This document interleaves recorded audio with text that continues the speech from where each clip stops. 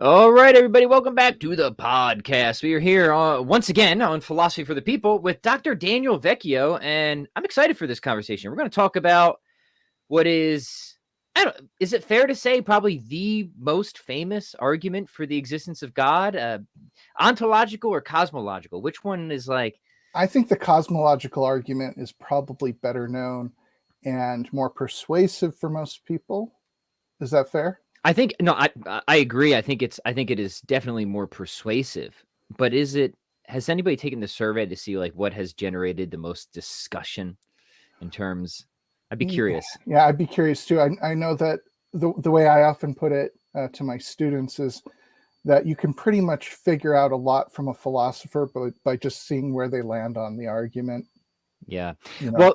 Well, so I'm excited for this because the ontological argument is, it's something I've peeked at. It's something I've, read a fair amount on, but it's not my area of specialization.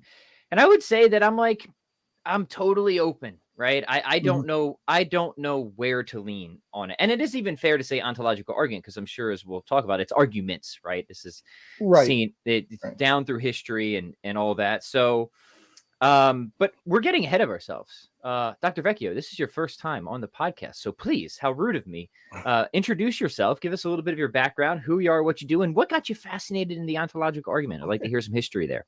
Oh, sure. Well, thank you for having me, Pat. I'm a great admirer of your show. And so this is a great honor to be here. I'll give you a little bit of my background. I was born and raised in Concord, Massachusetts, which is famous for American transcendentalism, the Revolutionary War breaking out on the North Bridge. So right. I grew up in that vicinity, about a mile away from the North Bridge, and grew up in a Catholic family. And my mother was a very religious woman who entered into sort of the charismatic side of Catholicism, if you're familiar with that. It's kind of... I am. Yeah. And so she would bring me along to services on a Wednesday night that would last like 6 hours into the early morning, almost like 1 o'clock in the morning, and that sort of thing. And so my upbringing in the Catholic faith was very much affective, what I'm like, very based on emotion. And that was always hard for me because as anyone who has grown up in that sort of engagement in the spiritual life, you go through, as everyone does, spiritual dryness or the dark night of the soul, that type of suffering where you don't feel connected to God. I'm not saying I'm like a saint that suffers, but like we all go through those, of course, yeah, to be periods where the emotions aren't there, you're just not connecting. And also I thought it was I greatly admire that tradition within the Catholic Church. I ultimately determined that that's not the spiritual practice that I'm best suited for because of that, because of the fluctuations, and because to a certain degree, it's sort of like when you really start to contemplate God's holiness, it's like a moth to the flame. And I almost got scared a little bit. Sure. As Socrates says in the Phaedo, the trying to directly contemplate the forms leads to a kind of soul blindness. And you have to go through the second sailing of like, let me engage through the dialectic. Let me intellectually try to approach these things. And for me, and this might sound kind of corny, but coming to a position where I can intellectually engage in theology and the philosophy of religion was actually a great stabilizer for my spiritual life. Oh, sure. That does make sense.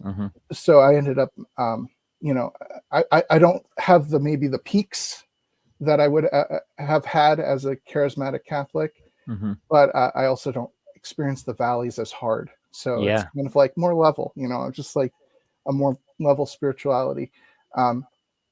So that's really interesting. If I can interject there real quick, I resonate with a lot of that because I'm not an affective, emotional guy. I'm not. So, God bless people who enjoy that type of, the charismatic stuff. would never have really appealed to me. But more relevant, I have a friend right now who's an RCIA, a great friend. And he says one of the things that appeals to him about going to mass and the Catholic faith is exactly what you just said. In his sort of, he's coming from a non-denominational background. He would have these really highs and then these really high highs and low lows.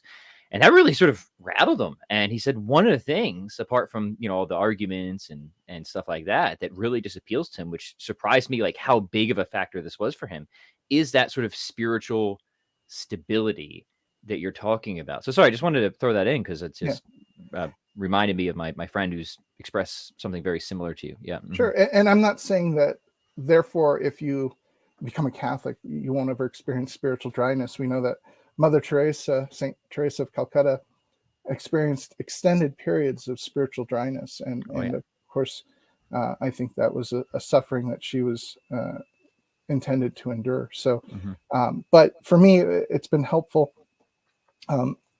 Basically, when I started going to undergrad, I was encountering a lot of atheistic challenges to my faith. And so initially I wanted to study theology, and then I went into philosophy because I realized that those were the questions I really had. They were less theological and more philosophical. And so I went to Assumption College. Now it's a university in Worcester, Massachusetts, and led by the Augustinians of the Assumption. I was a philosophy major there, and some great teachers out there. And then enrolled in a terminal MA program at Boston College, where I met my now wife. She was also in that same program. And so two philosophers together. And so I got to study more of the continental side of things at Boston College. And then eventually... Did you have Kraft when you were there, out of curiosity? I did. Okay. I had Dr. Kraft. And actually, I recall a time when I went to his office hours and I sat down and I said, well, what do you think of the ontological argument? He doesn't like it, last I remember. He flatly rejected it for pretty much the Thomistic reasons. Which we'll get into, yeah, we can talk about that. And so that did rattle me a little because the first time I was exposed to it, it just seemed to work to me. And then for years, I kind of racked my brain trying to figure out if I was just deluding myself or if it really had the power that I sort of felt that it had. Yeah, let's highlight that just for a minute, and then I want you to continue your story, because that's sort of my experience too. And I think I'm probably where you were before. I just haven't gone further enough, right? The first time you sort of encounter the ontological argument, it kind of is like a religious experience, right? I mean, and like that's sort of Anselm's original context. It's like a prayer, right? Right. And you're just like, wow, that just seems, there's like one or two ways you can think about it. Either like, that's amazing, that's like the most incredible thing I've ever heard, or like, that is a really slick trick you just tried to pull there, buddy. It's like, right. which one is it? And I took like, I've always been much more focused on the cosmological argument. But I think I kind of went like deep enough into like different objections to just kind of come out with a bunch of question marks, and then I kind of shelved it and was like, at some point down the line, I promise I'm going to come back to this and try and work it, like try and settle my position on this one way or another, which I haven't done yet. So maybe you'll encourage me to do that in this in this conversation. Hopefully I'll at least show you where I'm coming from. Yeah. And indeed, throughout this process of thinking about the argument, I went from periods of saying things like, oh, on Tuesdays and Thursdays, I'm convinced it's a good argument, but don't ask me on Monday, Wednesday, and Friday, right? It's so true. I think I do that myself. Was it Russell who had the quote of like walking down the street and he's like, oh, it's sound, and then like 5 minutes later he's changed his mind or something like that. Right. Exactly. So yeah, after Boston College, we got married, my wife and I, and we were in Denver for a little bit, and then eventually I got into Marquette University. So right down the street from me. You went to Marquette. Interesting. Yeah, I did. And I got my PhD there. Initially I was going to focus on the philosophy of religion, but I realized that marketability, it was probably better to invest my dissertation in another area that I could later kind of mine for things that would be relevant to the philosophy of religion, but that would make me a little bit more well-rounded. So I ended up doing my dissertation on Aristotle and his modal logic. So that kind of helped me to better appreciate some of the modal versions of the ontological argument. Right. And so are you an Aristotelian with how to ground modality? Yes, but I'm also very pluralistic when it comes to logical systems. I just think they cut reality in different ways. So, I remember on the Phil. That's sort of how I think Barry Miller was about it too. Actually, on the Phil paper survey, they asked this question: are you a classical or a non-classical logician, or something like that? And I didn't even get the question because I'm like, they're just different things. Like, how can you say, well, one works, the other doesn't? They're just they're different rules going on there, different ways of carving up reality, really. So I don't. That would be a cool topic to have you back on to discuss if you're up for it at some point. Sure, absolutely. Different logics. For sure. So now I'm basically, I teach at community college out here in California, and father of 2 little kids and husband, and that's about me. That's amazing. That's amazing. Yeah, no, thank you so much for that, Daniel. Okay, so now angling into the ontological argument. I mean, there's so much to cover here. We can't cover it all, right? Obviously, but where do you think we should get started? How should we introduce this? Well, first of all, as we said at the outset, there are various versions, and maybe later on in our conversation we can talk about the connections between them, or their which one's maybe a better angle to go. But I want to set aside for the time being the modal ontological arguments that you find in the 20th century and later. I think for me, and this might sound controversial, it's actually the original Anselmian formulation that I really find persuasive. And so that's the one I've focused on. And I know some philosophers have looked at the Proslogion, especially the 3rd chapter, and said, oh, that's the modal ontological argument. And I just disagree with that analysis. I think they've adapted Anselm in interesting ways, but I don't think that he's doing a modal ontological argument there, at least not in the way Plantinga does, or some other figures. Yeah, I agree with you. But for those who aren't familiar with the different traditions here, can you briefly explain?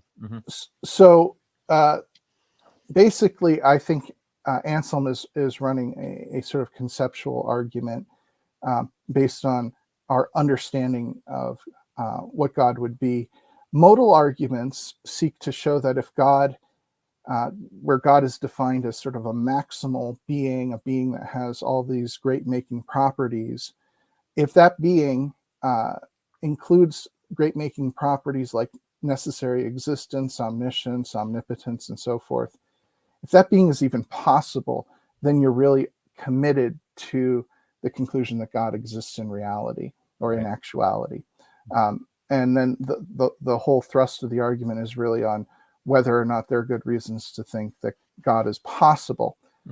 And what I should say there is, possible in that context doesn't just mean, like, for all I know, it's sort of more of a rigorous, like, do we have good reasons to think that there's no explicit or implicit contradictions or incoherencies in the very thought of a maximal being. Right. And that's where it seems the great majority of the debate is. It's over that sort of possibility premise, and a lot of stalemate there. And it's an interesting debate, to be sure, but I know we want to focus on Anselm today. So yeah, carry us forward if you don't mind. Oh, sure. So the Anselm's argument begins by offering us a definition of God as that than which none greater can be conceived. And so it is worth taking a moment to understand what that means. A lot of people will turn around and say, oh, that means God is the greatest conceivable being. And I actually think that's not just inaccurate, but it's actually flatly wrong. He actually would contradict that when you go to Proslogion 15, God is not the greatest thing you can conceive of. He actually says, because God is that than which none greater can be conceived, God is greater than you can conceive. So what I emphasize there is that it's an apophatic definition. It's not a definition of God's essential nature. Right. And that's important for a lot of Thomistic objections, because one of the ones you typically hear is like, well, we can't get a definition of God, right? Right. So do you think that this translation of an apophatic definition helps us to circumvent one of the initial obstacles that you often find from the Thomistic camp, right? And to be fair, there are Thomists who actually like the ontological argument. It isn't like it's a perfect divide. I know a number of Thomists that are I would quite fun, humbly count myself as Thomistic in many respects, but also attracted to the argument. But yes, I think that it's much more apophatic than cataphatic. It's much more about saying what God is not than what God is. And the way I sort of think about it is, you can think of it as a kind of division of the world into two buckets, and you're placing in one bucket all of the things of which a greater can be conceived on the one hand, and all the things of which nothing greater can be conceived, right? Maybe there's only one thing in that bucket, but let's not beg the question, right? Yeah. So what might be something in the greater than can be or of which greater can be conceived camp, that sort of bucket? You might put, well, how about this? How about a boo bucket? There you go. We were competing to get those, right? Indeed. Yes, we were. So yeah, you could put people in there like myself, you. Maybe we could be smarter than we are. We could be more handsome than we are, right? We could be stronger than we are. And in that sense, maybe greater in capacity, greater in power, greater in ability. I like to talk about the Marvel universe with my students because they're very familiar with that. But if you think about like maybe Thor in the first movie couldn't even lift his own hammer, right? And then in the subsequent movies, his power set amps up, right? And so you could sort of think by the end game, or whatever, his eyes are glowing and he's shooting lightning everywhere and he's super powered. It seems like those sorts of things, you can always imagine a greater. And the way we might think of it is when we are conceiving of greater or imagining a greater, what we're doing is this process of addition, which this is where I wanted to bring up Descartes' Meditation 3, where he talks about how we have this ability to just we can keep on adding and stitching our way to new ideas through the imaginative faculty, right? And so a lot of our fictional creations, we can sort of do that too. But Descartes makes the observation, we can never do that to an actual infinity. We can only imagine our way to a potential infinity. And I think that's really significant. That you when we think about anything that we encounter through our sense data, we can then imagine something greater than it through stitching it together. I had Father Tiselli at Boston College, and he used to give the example of how we imagine a mermaid. And he would say, "What's a mermaid?" And the class would say, "Well, it's a woman, half fish." And then he would go up on the board and he would draw the top half of a fish and the bottom half of a woman in high heels. And we'd all laugh. But that's what the imaginative faculty does. It kind of allows us to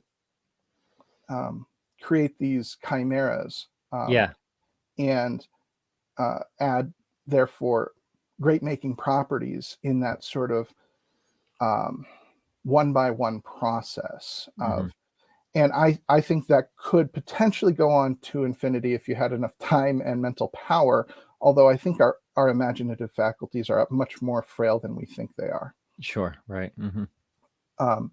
So that's where I would propose a first premise to this argument, which would be something like this. If something is fictional, right? If it's a fictional thing, And by that, I'm kind of tracking to what Anselm would say exists in the mind alone. Right. Call that fictional. Then something can be conceived of which is greater than it. What do you think of that? I like it. I like it. I have a question for you though at this point, and if this gets us too off track, you bring us back on, and we can save it for the end. How much do you how different do you think Descartes' approach is from Anselm? So when I think of Descartes' approach, and it's funny, I was just revisiting like I said, the meditations before we began because I wasn't sure how much we would talk about Descartes, and I've actually spent a lot more time with Descartes than Anselm on this. And Descartes working with the idea of a supremely great being. And he's also working with the notion of really his ideas of innatism, innate ideas, and clear and distinct perception. And the way I understand Descartes is he seems to sort of give a transcendental argument for being able to trust your clear and distinct ideas, right? And that comes from certainty, right? If I'm certain of something, then I have to be able to trust these clear and distinct ideas. I am certain of something, his famous cogito, blah, blah, blah. And then from there, he argues that this is a clear and distinct idea, right? That carried along with the supremely perfect being is a robust sort of necessary existence. And that's sort of how he thinks he carries this through.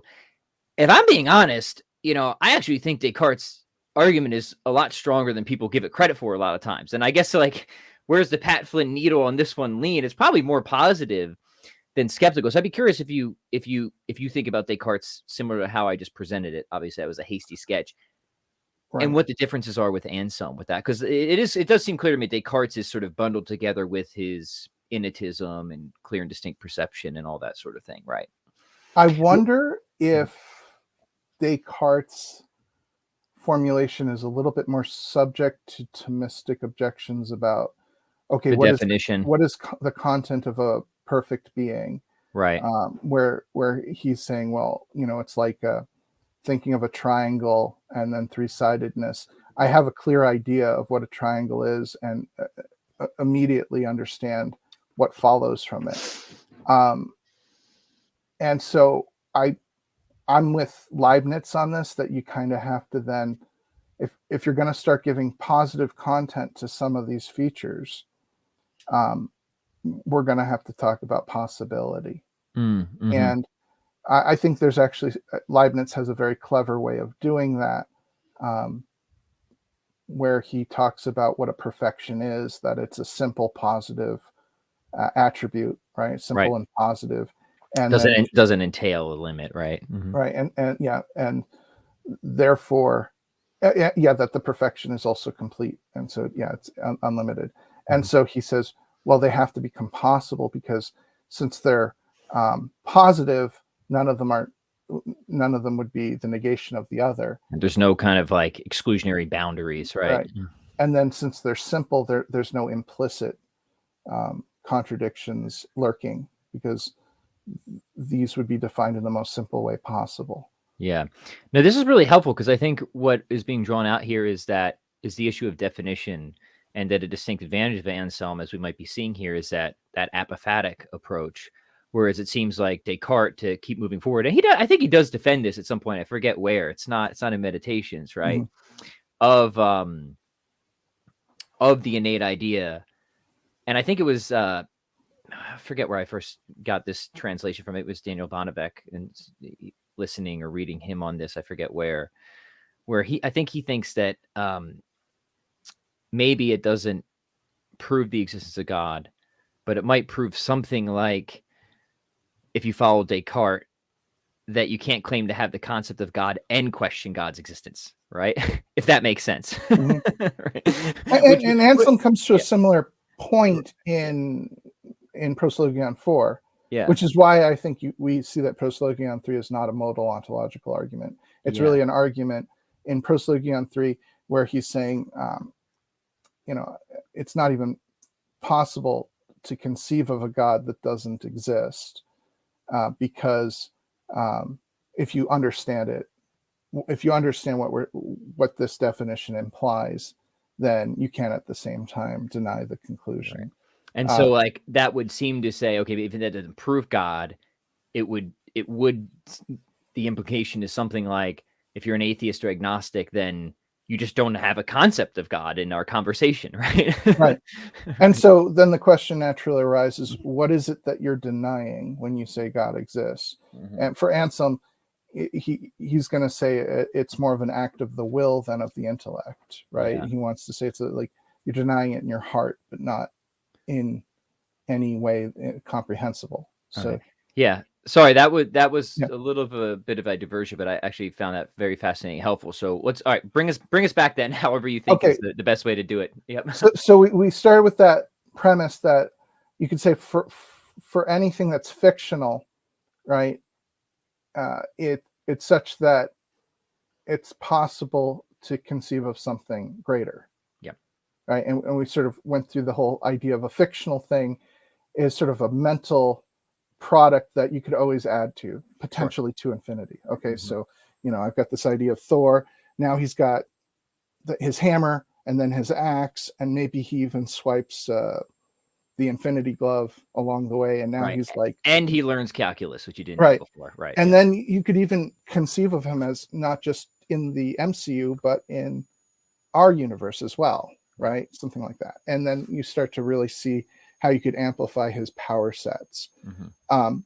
But I think such a being, since he's inherently fictional, it's always going to be a potential infinite rather than an actual infinite, which means that there's always going to be something along the way that an author could come up with who be more powerful than our Thor here.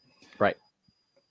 So then the second premise, and this is where things get a little tricky, and I have to talk a little bit about free logic, would be the claim that if anything is for anything that's identical to God, so defined in the Anselmian way, right, then it's not the case that it's possible to conceive of something greater than that thing. Mm-hmm.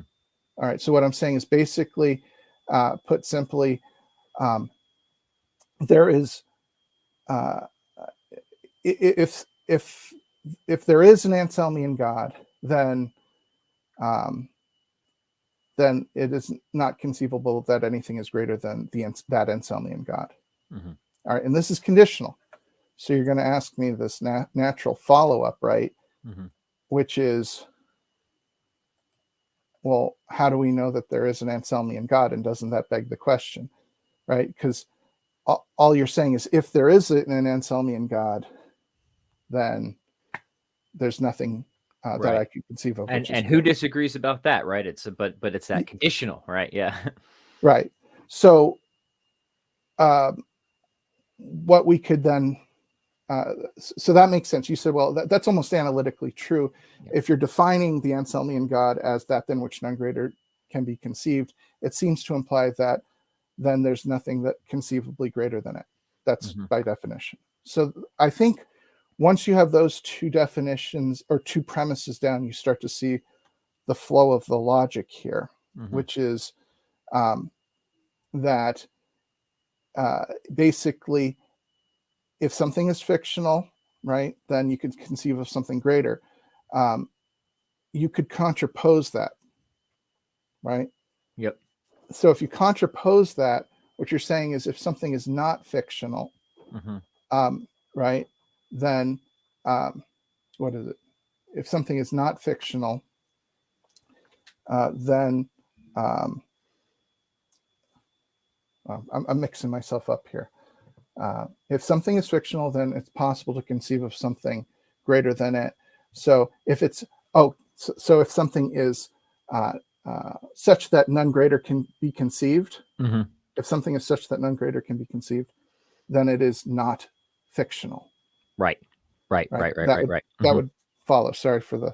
That's right. No, it's good. It's good. It's good. It's good to take our time and be clear with this stuff. So totally. I'll repeat that. So if something is that than which none greater can be conceived, then it is not fictional. Right. And we just said, if the Anselmian God exists, then it is that then such that there's nothing greater than can be conceived. You combine those two premises, you have the claim that if the Anselmian God exists, then it is not fictional. Right? That's a hypothetical syllogism that I just constructed. Yep. Okay, and you agreed the first premise made sense because it basically is true of our imaginative faculties, that they're limited and potentially infinite. Yep. And you agreed with the second premise because it's true by definition. But all we've got so far is now a statement that if the Anselmian God exists, then it is such that it is not fictional. Right. Right. So here's where I'm going to be making somewhat of a controversial claim, and I'm going to try to convince you of this. Cool. Yeah, try and convince me, because I'm on the fence right now. All right. Push me off. Yeah. The Anselmian ontological argument is not an argument about whether God exists. That is a controversial claim, indeed. It's unless maybe you're thinking that in the context of Anselm, he obviously already believes in God, and he's just trying to understand the nature of God. That's not what I'm saying. But that's, yeah, right. Okay. You're saying something stronger. Yeah, right. I'm saying that for Anselm, if you read the argument, he already assumes that God exists, but he's trying to figure out what way, what mode. Does he exist in the mind alone or also in reality? All right. So he is not, the question is never for him, is there no such thing at all in the universe of our discourse, if you will, that is God? The question is, what mode of existence does God have? Yeah, right. Okay, I see that. So is it just in a sort of intentional existence, or is it a robust, independent existence? Right.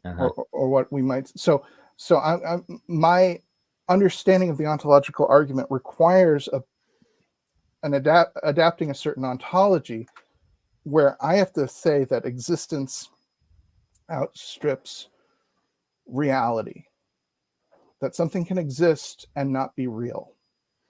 As in, fictional entities would exist in your sense, right? Right.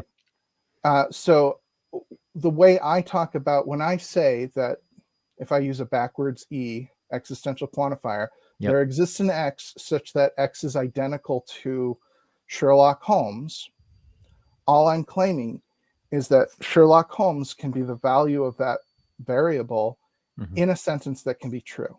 Sure. And that is the thinnest sense of existence I'm giving it. Yep. And so basically I grant the existence of fictional beings. Okay. Okay. I think fictional beings are not nothing. Right. They are something, they just aren't real.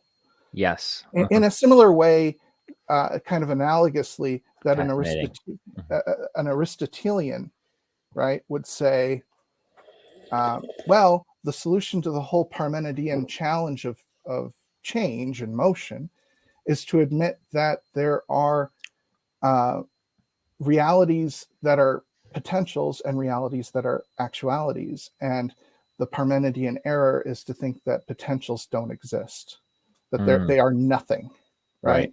If something isn't actual, it's nothing. And once you collapse your ontology to that level, you basically have to say that everything just is, if it's going to be actual, or everything that is actual. And then everything outside of the actual just becomes nothing. Nothing, right. And then hard to make sense of change, right? Yeah. So in a similar way, I think Anselm's saying, well, we have to have a category for non-real, not in re, right, as he puts it, but still a thing, an object of contemplation, a fictional object is the sort of terminology I would use. And I know some historians of philosophy might recoil at my equation of existence in the understanding or as fictional, but I think it's just a helpful way of conceiving of what he's up to. Right. And then in this sense, let me see if I understand the implication, would be that if you grant what you're saying about fictional existence, then it's just going to follow that God is not a fictional thing, but a real thing. Yeah. That's really neat. And I wasn't expecting that sort of a twist, to be honest. So I'm like, turning it over. Yeah. So basically you end up saying, well, there does exist an object of our discourse that is God. which is defined as the being than which none greater can be conceived, and anyone who can understand that has entered it into their universe of discourse. Right. And then the question is, do we put it in the fictional bucket or not in the fictional bucket? Well, and if it already exists and it can't be in the fictional bucket, then it just has to be in the non-fictional bucket. Right. That anticipates the objection. Well, maybe not being in the fictional bucket puts it outside of existence altogether, or puts it in some category that isn't real. And what I'm saying is, once you have this being in your universe of discourse and you say it's not fictional, it kind of forces it into reality, because there's really no other place to put it. And you could maybe go, well, it's real but abstract, and then you say, well, I can conceive of something greater than an abstract reality, and then kind of push it. I mean, there are ways you might try to finesse that, but I don't think it's going to be successful. I think you have to say it's a concrete reality. Yeah. Yeah, that's fascinating. That's obviously not a way that I was reading Anselm, but I'm not an Anselm scholar, so this is really a very valuable learning experience for me, and I've got all sorts of gears turning. So the argument is clear to me now. I think it makes sense, unless there's anything else you want to say in terms of clarification, to maybe turn towards various objections towards it. So maybe just to reiterate for the audience, because please. I'm kind of like pointing at my thoughts and saying, well, this and then this. So what we basically said was that if something is than which none greater can be conceived, then it is not a fictional being. And then we said that that if something is the Anselmian God, then it is such that there's nothing greater than it that can be conceived. Then we combined those two premises to conclude that if there is an Anselmian God, then the Anselmian God exists, does not exist in a fictional way, is not a fiction.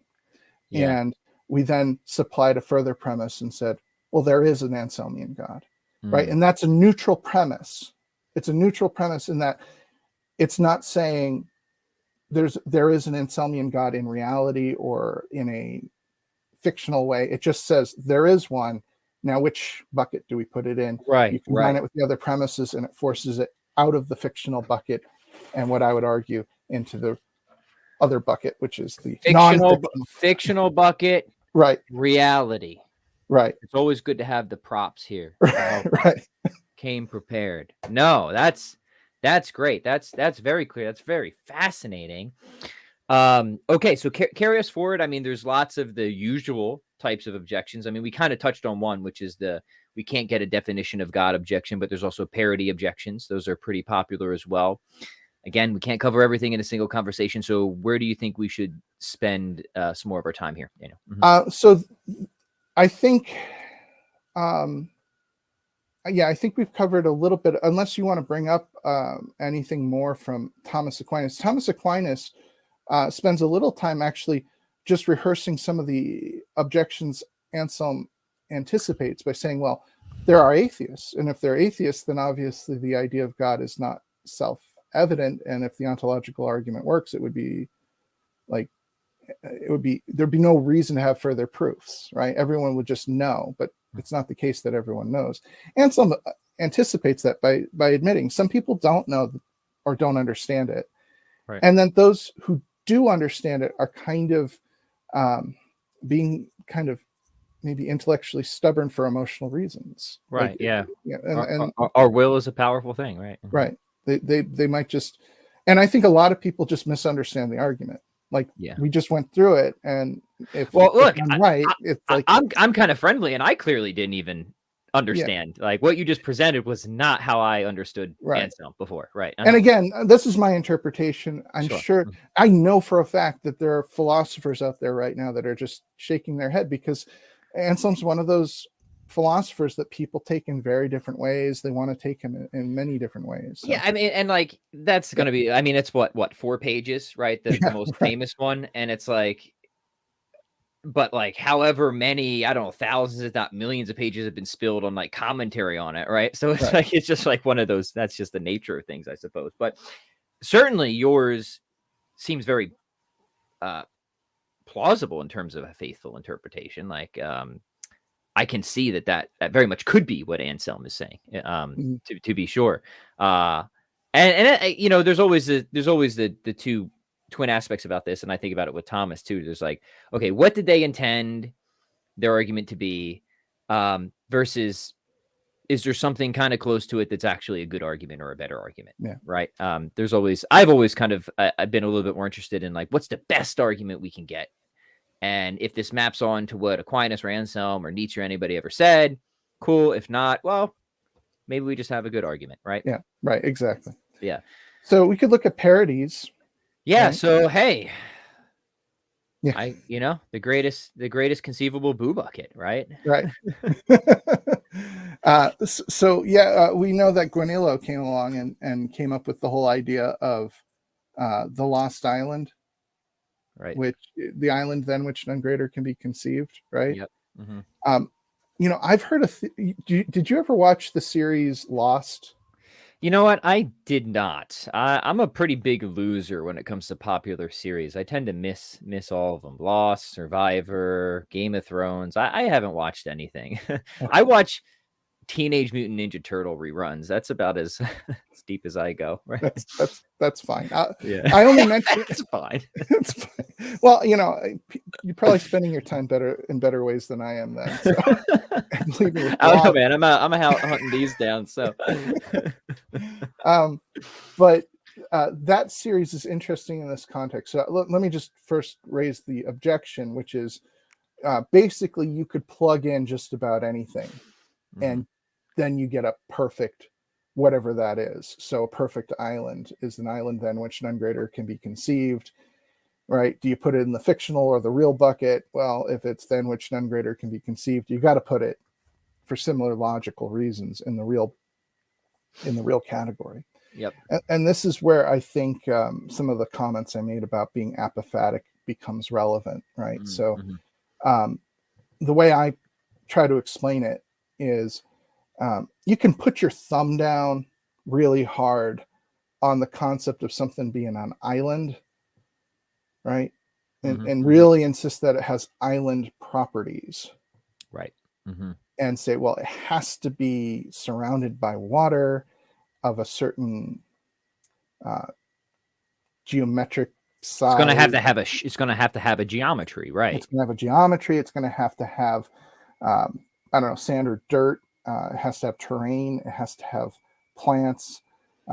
Maybe if you're inclined to imagine hula girls on it, as some philosophers are inclined to imagine. Sickos, right? Yeah, right. You don't need to go there, right? But you can just start to really press your thumb down on that concept of it being an island. And as soon as you really hold that thumb down, it's now subject to the fictional problem that I mentioned earlier. You can start to amplify it.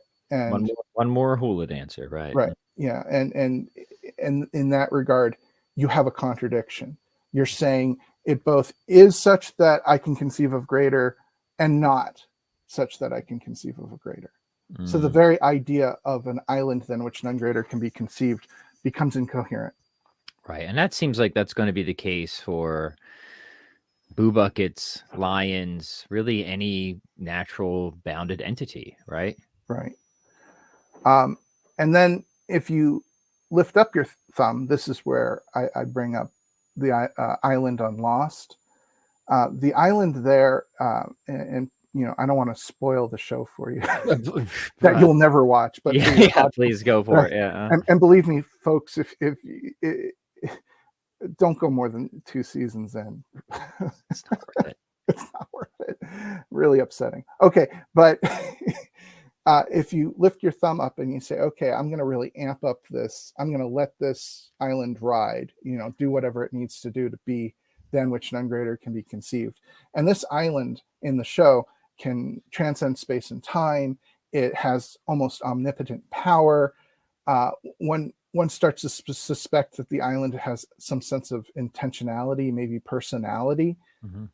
And then you start to think, well, maybe this is just like some weird incarnation of God, right? It's basically you calling it an island, but since you've left your thumb up on it needing to have island properties, it could very well in that show have basically dematerialized and then revealed itself to be God, and you Right. wouldn't have been surprised. Mm-hmm. In which case, that's the other horn of the dilemma. You lift your thumb up on the properties of island, and you're just proving Anselm's argument. Yeah. Right. But affixing the word island to it. Right. We're not even talking about an island anymore at that point. Right. Yeah. No, that seems right to me. I think when I've looked into the various parody objections, that line of response seems right to me. So we've covered, and I think the parody objections are probably the most concerning and the most interesting, aside from trying to break that possibility premise on the modal argument. But we're not talking about the modal argument at this point, so those aren't even relevant. And the definition issue we've already covered. Sorry, go ahead. Yep. Oh no, I was going to say the other common objections have to do with treating existence as a property, which really applies to the Cartesian formulation, because I'm not even really treating existence as a property. I am treating fictional existence as a property, or some being fictional, and I'm insisting that if something is not fictional, if it is a something but not fictional, then it's real. I could put that as a premise in the argument. If something is not fictional, right, then it is real, and you could add that to the premise, and then you get to the reality of the right. So that's a really good move there, but I'm also perfectly happy to say that existence is a property, right? And I would motivate it for Thomas that you better think existence is a first level property of concrete individuals if you want to hold on to your constituent ontology and get the cosmological argument off the ground. So little incentive for Thomas there, not to just be too buddy with the modern analytic notion of existence being closely tied to number, which I think is ultimately deeply unsatisfactory for other reasons and stuff like that. And if you're basing that off of contemporary predicate logic, you're kind of begging the question in the sense that logic was developed with those assumptions underlying it. So the idea that, of existential import and the existential quantifier carrying existence, and therefore you have to sort of formulate existence claims with the existential quantifier. It's very bizarre. I remember when I was studying my logic as a graduate student saying, wait, you're saying an existence claim is really the existential quantifier combined with the identity symbol? I don't see it.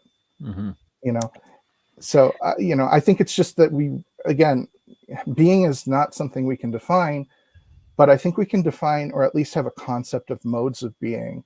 And that's why even contemporary ontological arguments get away with saying, well, we're just talking about necessary existence. And that seems to be a property. Yeah, I'm a big fan of modes of being. Big fan. I mean, I'm a thick boy in my ontology. That's why we need the beard comb here. Right. And I love, if people want to get into that debate, I think Bill Vallicella has an excellent essay in what's that volume on neo-scholastic metaphysics or something, where he defends modes of existence, and he goes full on attack mode of the sort of more, not all analytic, philosophers hold that existence is just a property of concept or something like that, but he's got that in his sights. I think it's good. But you're right. Like, if you think that we can talk meaningfully about necessary existence or contingent existence or substance, accident, right?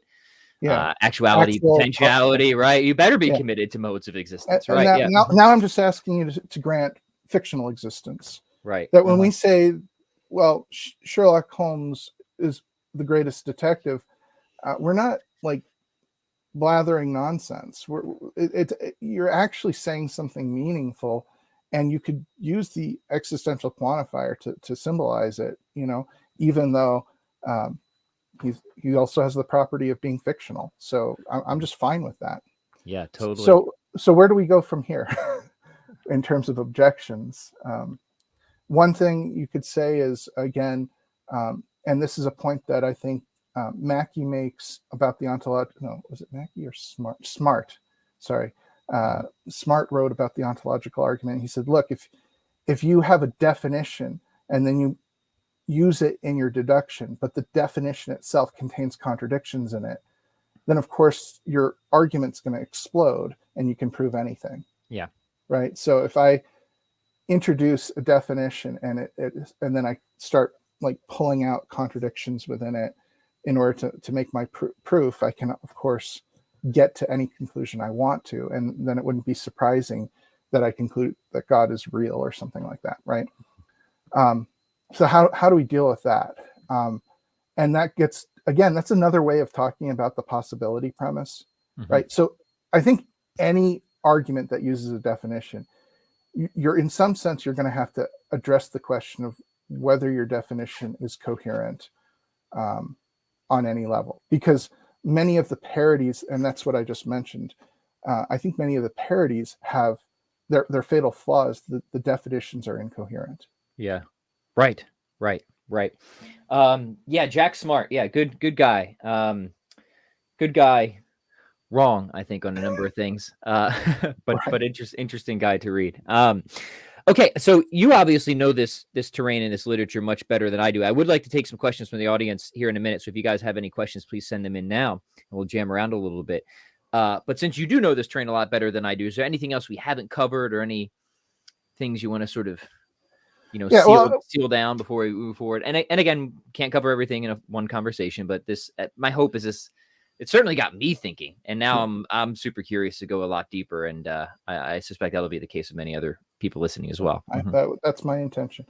But yeah, what I just wanted to say about it is, and perhaps this is a bit of a cheat, but if we really accept that Anselm's definition is apophatic, it kind of puts any potential objections of incoherence behind the veil of apophatism, right? And the whole point of this negative mode of speaking about God is to say, well, there is something there on the other side, but I'm not going to define it in a positive way. And so if you just say, well, this is a negative definition, I'm not sure you can also turn around and say, but it's incoherent. And that's something I want to explore more, because maybe you could say that some negative definitions, that they actually do entail contradictions, and I have to think about that. But I don't think there's anything inherently, it doesn't seem absurd to me to say that there's something of which none greater can be conceived. I think the other way you could put it is, does it have to be the case that everything is such that you could conceive of something greater than it? And I'm not sure that has to be the case. I'm not sure why that would be the case. Again, I think if there is no God, then all minds that exist are finite and frail anyway. So there might be just an upper limit. Right. So I'm not sure why it would be incoherent as a definition. So maybe at best I can fall back on kind of a reformed epistemology justification, just say, well, I think I'm justified in thinking this definition is incoherent until I hear a good defeater, and I don't have one. I don't have a good defeater. Right. And the defeater is just, I don't think the conclusion should follow. That's begging the question. Not satisfying, right?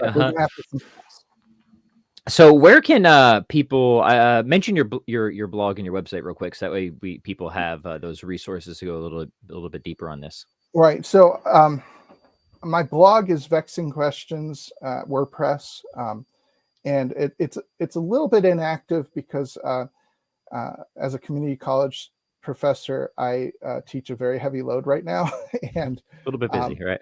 But it was much more active in my during my graduate years. So some of the older articles I might have no opinions on, so don't hold me to anything. Hey, that's only fair, right? Thought right. Develops over time. Right? I did eventually publish my dissertation here, right? Oh yeah, with necessity. Yep. Yeah, awesome. What's the title of it? Sorry, it's a little hard to read. There's a glare. Yeah, Essence and Necessity, a historical and analytical study of Aristotle's modal logic.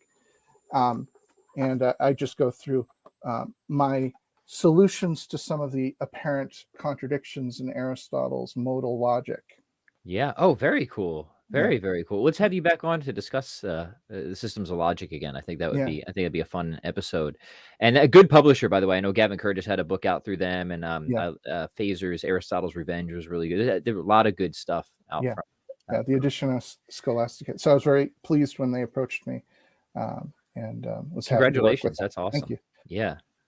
So I'll link that stuff in the show notes and comments after, so people can get linked up with you and your work, and I encourage them to grab your book as well. Got a few minutes to take a couple questions here, Dr. Vecchio? Yeah, I can chill for a little while. Yeah, just here. We'll take like one or two, and then we'll let you get back to your busy day. All right, Levi just wants to know, I guess, is a personal question. Outside of the ontological argument, what do you think is the best argument for God's existence? First, do you actually think the ontological is the best, or do you just think that it's... It is my favorite, and I think it is sound. But if best means the one that is going to capture the intellect of most people, then I don't think it's that. I don't think it is. Maybe that's certainly just empirically true, right? Yeah. So maybe I'll finally get around to publishing the formulation I just gave you. In that I actually have it like half written, and then I just don't get around to sending it off. So, but yeah, I think it is a very important one. I think it is sound. I think it's not just sound in a question begging way. I think it is actually defensible. But I think the contingency argument is very cool and probably the best in the literature. I just went through the formulation you find in Avicenna, and I went through that with my students in my religious studies course. We were talking about the existence of God and whether there's any reason. Most of my students say, "Oh, there's no reason to think there's God. It's just like faith." And we went through it, and many of them are just scratching their heads because they don't know which premise to reject.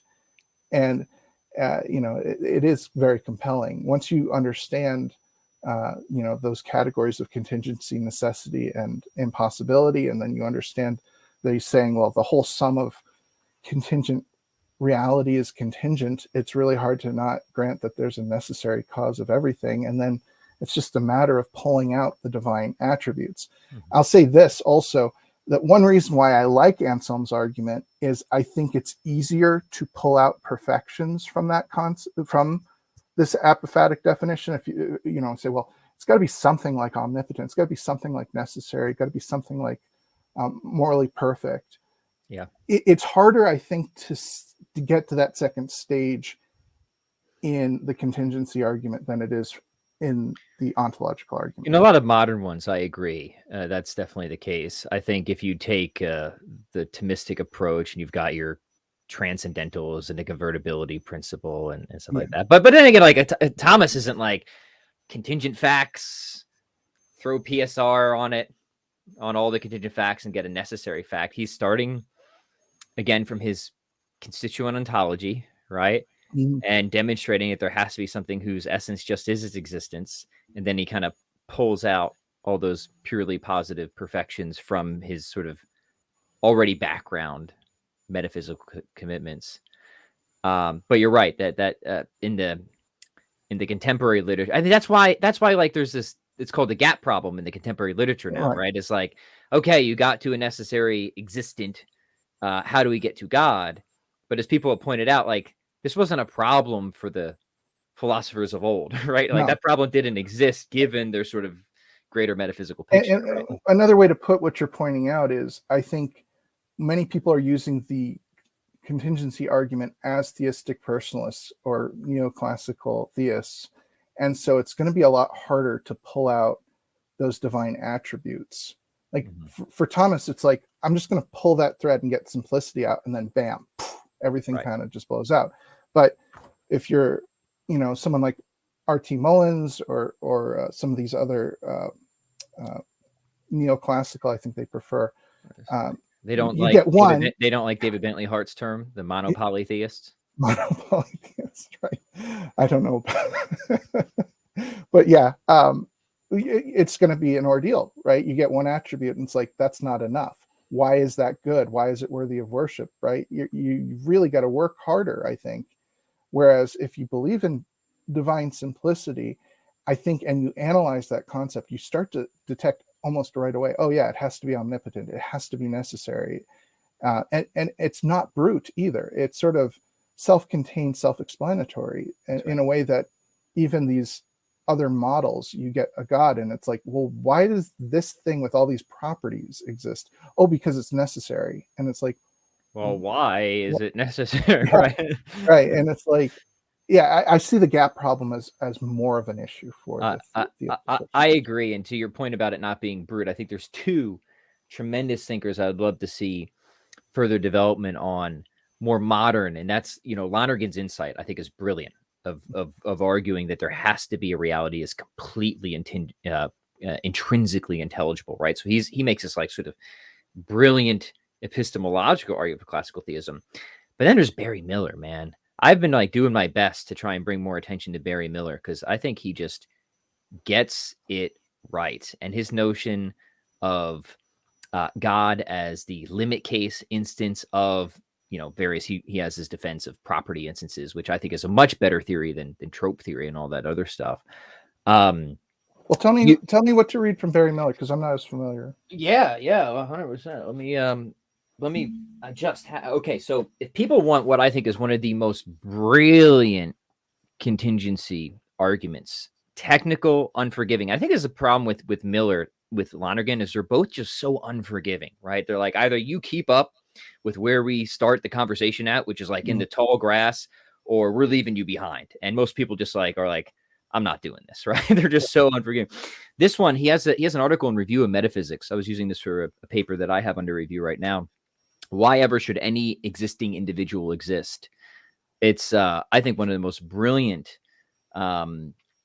developments of contingency argument. He later develops it further. Maybe people would just want to skip to his book, From Existence to God. The problem is it's like impossible to get. Marquette Library has a copy, so you can get it there.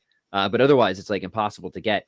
The one you can still get that is more of his roll up your sleeves and let's just analyze what existence is fullness of being. And you can still get that one. And that's where you'll get his idea of God as limit case instance of, the various properties and stuff like that. And I think it's, the more I can get people into the Miller, the happier I am, because I think that there's just such a wealth of awesome insight in his that is just so waiting for further discovery and development. Mm-hmm. And that's the thing. I mean, I talk about this with some of my friends about the nature of arguments themselves and how they have these illuminating features where you feel like you're onto something. It's like in mathematics, you're not making it up. It's not a fiction. You're discovering something here. Right. And it's like, it's not a straightforward argument. It's a sign, it's a sign of this, that when I'm doing this stuff, as I said, it illuminates, it's a spiritual experience, right? You said, you read the ontological argument and it's like, oh my gosh, like this resonates on such a deep level that every philosopher has to bow before it and confront it. And the same thing with the contingency argument, just there's something there. And yeah, you can always get off the train with your skepticism. That's true of any argument. I say you can always ramp up your level of skepticism if you want to avoid the conclusion. But you got to pay the price. Mm-hmm. What premise are you going to have to deny? Right. And are you going to be able to live consistently with that? Or are you just going to be whistling past that argument and pretending that, I guess I think, the universe is necessary. Really? You think that? Right. And it might not be reasonable to do that. I mean, you brought up reformed epistemology earlier. If Plantinga's right in his reformed epistemology, there might be a lot of doxastic perversity in rejecting certain steps and these types of arguments. Right. Exactly. Right. Yeah. Awesome. So before we say goodbye, let people know what you're up to. Working on any other new projects or anything you just want to tease or announce or point not teasing, but I have been working closely with our friend Swansona and on his Eliakim and Peter typology argument, trying to play a supporting role for him and doing additional research and bouncing ideas off of him and talking to Cameron Bertuzzi as well about that argument. Yeah, And God bless him. Just yeah. announced his conversion to Catholicism, and yeah, God bless Swan. Swan's going to be back on early next month as well on this channel. So I'm looking forward to seeing where Swan takes it, because I know he's going to write up something brilliant, and he's working on that argument, and the way it's been improved over time, it's just become a very compelling argument. I actually, it wasn't doubts, but I didn't understand the force of the argument until much more recently. I think it's very powerful argument, and so would direct people to his channel, Intellectual Catholicism. It's been renamed. That's right. Yep. And check out his argument there, and he'll have probably some new videos coming out on that. Yeah, well, maybe we could have the two of you on then to discuss that. That'd be great. Love to do that. I have a couple articles on the back burner, the ontological argument. I'm also arguing for a kind of typology between Caiaphas and Peter, because I think that their names are actually related, Caiaphas and Cephas or Cephas. There's an argument that one is just a Galilean dialect of the other name, and so I'm arguing that the name not just means rock, but it was taken from the high priest of the Sanhedrin by Christ upon his confession that he is the Son of the living God, and he says, "Well, you're my new Caiaphas, you're my Cephas." So I want to develop that argument some more.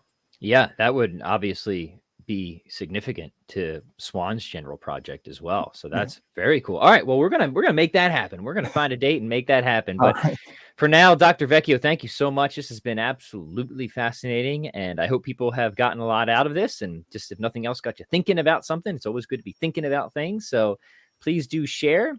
Please do subscribe. Ring the bell thing so you actually get notified about something you subscribe to. Go figure. And we'll catch you next time on the podcast. Fare thee well, gentle listeners.